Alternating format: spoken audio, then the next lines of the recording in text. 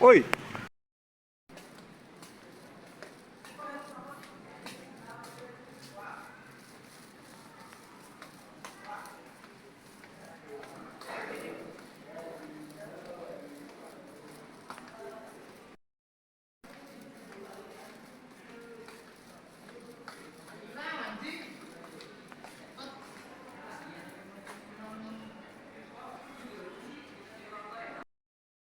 Kita sekarang ada di kelas, ini kelas di kafe.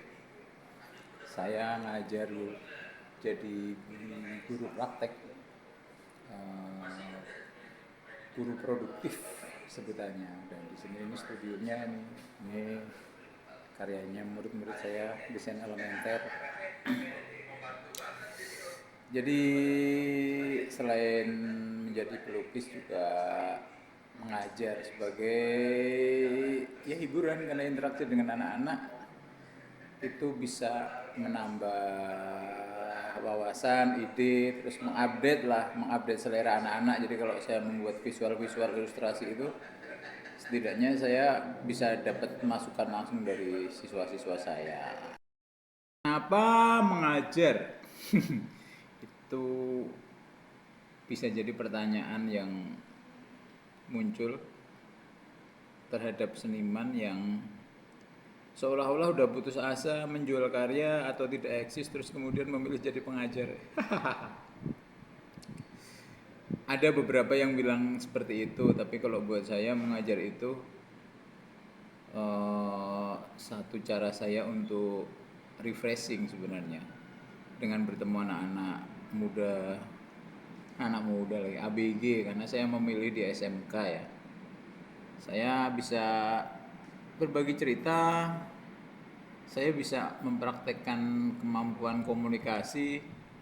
Mengajar itu jangan salah loh, sebenarnya seniman itu punya potensi menjadi guru bagus. Kenapa saya bilang begitu? Karena ketika di KKN dulu, minat saya mengajar itu muncul karena di KKN. Pas KKN itu kita kan masuk ke sekolah ya, pengabdian ya, berinteraksi dengan murid SD, murid SMP, dan di situ saya menemukan keasikan. Seniman itu punya daya tahan untuk menjadi guru, terutama guru-guru praktek, guru-guru ya tetap guru seni lah ya, bukan guru matematika. Ya kalau dia jago matematika, mungkin matematikanya lebih asik dengan pendekatan seni gitu. Dengan sains itu akan menjadi asik ketika didekati dengan seni gitu misalnya. Jadi dari pengalaman saya KKN itu, saya kemudian merasa wah jadi guru asik. Padahal ketika saya dulu masuk ISI, awalnya itu saya milih ISI bukan IKIP. Masih IKIP ya, ketahuan umurnya kan. Iya, karena di IKIP langsung jadi guru, dan guru itu cupu menurut saya waktu itu. Ketika saya mahasiswa baru itu, mungkin pengalaman saya ketemu guru di SMSR itu, guru yang dari IKIP itu kok cupu-cupu ya. Kalau guru dari Sanggar sih keren. Tapi guru yang dari lulusan pendidikan itu, keguruan itu kok aneh gitu. Teorinya juga gitu-gitu aja, apalagi praktek. Beda dari guru sanggar gitu. Saya punya guru sanggar itu, dia bisa langsung ngajar tekniknya seperti ini, teknik seperti itu nih. Jadi secara skill memang beda gitu. Nah sejak itu saya menganggap keguruan nggak asik, dan saya nggak mau jadi guru gitu. Kayaknya itu menjadi karma, dan di saya sudah hampir 50 ya, di umur saya 47 saya justru ditawari ngajar. Sebelumnya saya di tahun 2007 itu saya membuat komunitas namanya Kolektif RTJ. Waktu itu komunitas rumah tanpa jendela. Itu kita memang mengajar, kita masuk ke lapas, ke penjara, terus di situ saya mengajarkan komik curhat. Mengajak anak-anak itu untuk menceritakan pengalaman hidupnya lewat komik.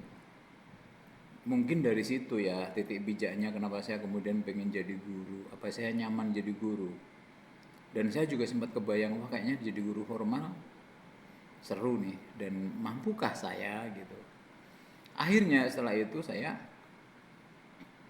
berapa kali mencoba. Tahun 2014 saya ditawari jadi guru untuk anak-anak berkebutuhan khusus, guru seni. Akhirnya saya sanggupi dan saya bisa bertahan sekitar hampir setahun sebelum saya kerja di konservasi. Jadi selain sebagai perupa, saya memang bekerja ya sampai tahun 2020, dan tahun 2019 itu saya iseng lagi. Ada tawaran jadi guru praktek. Saya nyambi 2 tempat waktu itu. Saya ngajar sama kerja di NGO sebagai education outreach. Ya, sama. Di NGO pun saya datang ke sekolah, bikin program awareness, bikin penyadaran ke masyarakat bahwa mereka perlu loh menyelamatkan lingkungan, menyelamatkan harimau. Pendekatannya edukasi. Nah, kemampuan menggambar ya saya maksimalkan. Anak-anak saya ajak interaksi membuat komik, memberi materi mereka tentang harimau, dan mereka sadar bahwa memang ada satwa yang perlu dilestarikan. Nah, kemudian setelah pengalaman masuk ke sekolah di proyeknya NGO itu dan pengalaman juga zaman KKN itu yang jadi pijakan, saya kemudian memberanikan diri masuk ke sekolah dan konkret ya ngadepin murid normal gitu loh, bukannya anak lapas nggak normal, tapi murid yang memang dia normal dan formal. Kalau di lapas kan dalam kondisi khusus kan. Saya mengajar praktek di kafe dan seru, nggak kerasa dari tahun 2019 sampai sekarang saya masih bertahan gitu. Jadi seniman sebenarnya sangat potensial untuk jadi guru. Jadi jadi guru itu bukan pelarian gitu loh, karena udah nggak ada kerjaan yang lain. Enggak, guru itu butuh ketekunan, ketelatenan, dan seniman punya itu. Jadi buat teman-teman nggak ada salahnya tuh memaksimalkan potensi untuk menjadi pengajar.